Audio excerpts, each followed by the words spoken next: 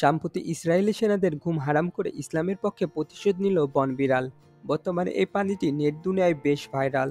চেহারা কিছুটা চিতাবাঘের মতো হওয়ায় এটাকে নিয়ে বিভিন্ন সময় মানুষের মধ্যে আতঙ্ক ছড়িয়ে পড়ে। অথচ এটা একেবারেই নিরীহ, লাজুক এবং উপকারী একটি প্রাণী। আতঙ্ক জাগানো মেছো বিড়ালের প্রকৃত স্বভাব জানতে পুরো ভিডিওটি দেখতে থাকুন। আর আপনি যদি আমাদের চ্যানেলে নতুন হয়ে থাকেন, তাহলে প্রাণীদের নিয়ে এরকম ভিডিও পেতে আমাদের চ্যানেলটি সাবস্ক্রাইব করুন। মেছোবাঘ, বাকরোল কিংবা মেছো বিড়াল এই তিন নামে পরিচিত প্রাণীটি।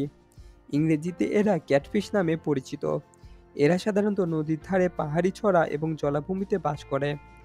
এরা সাঁতারে পারদর্শী হওয়ায় এ ধরনের পরিবেশে সহজে খাপ খাওয়াতে পারে। এদের গায়ে ছোপ ছোপ চিহ্ন থাকার জন্য চিতাবাঘ বলেও ভুল করা হয়। ভারতে পশ্চিমবঙ্গে এটি সেই রাজ্যের স্টেট অ্যানিমেল তকমা দেওয়া হয়েছে। এই রাজ্য বর্তমানে মেছো বিড়াল বা বাকরোল সংরক্ষণে ও তাদের সংখ্যা বৃদ্ধিতে আশার আলো দেখিয়েছে। এর প্রকৃত নাম মেছো বিড়াল, কিন্তু বাঘ নামে ডাকার কারণে শুধু শুধু আতঙ্ক ছড়িয়ে পড়ে।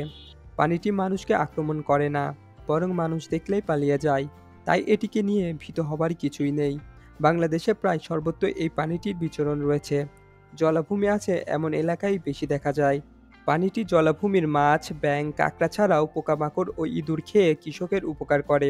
জনবসতি স্থাপন, বন ও জলাভূমি ধ্বংস, পিটিয়ে হত্যা ইত্যাদি কারণে বিগত কয়েক দশকে এই প্রাণীটির সংখ্যা আশঙ্কাজনকভাবে হ্রাস পেয়েছে। মেছো বিড়াল আর মানুষের খাদ্য প্রায় একই। এই প্রাণী মাছ খায় বলে অনেকের ধারণা এই প্রাণীটি মাছ খেয়ে শেষ করে ফেলেছে, তাই এটিকে হত্যা করে থাকে। তবে এটি বিলুপ্তির পথে যাওয়ায় এই প্রাণীটি হত্যার শাস্তি ব্যবস্থা করা হয়েছে বর্তমানে। প্রাণীটির মানুষের ক্ষতি করার মতো সাহস নেই। প্রিয় দর্শক, প্রাণীটির প্রতি আমাদের আচরণ কেমন হওয়া উচিত বলে আপনি মনে করেন? ভিডিওটি দেখে আপনার ভয় ভাঙলে লাইক বাটনে ক্লিক করুন। ভিডিওটি আপনার বন্ধু এবং পরিবারের সাথে শেয়ার করে তাদেরকেও এই প্রাণীটি সম্পর্কে জানার সুযোগ করে দিন।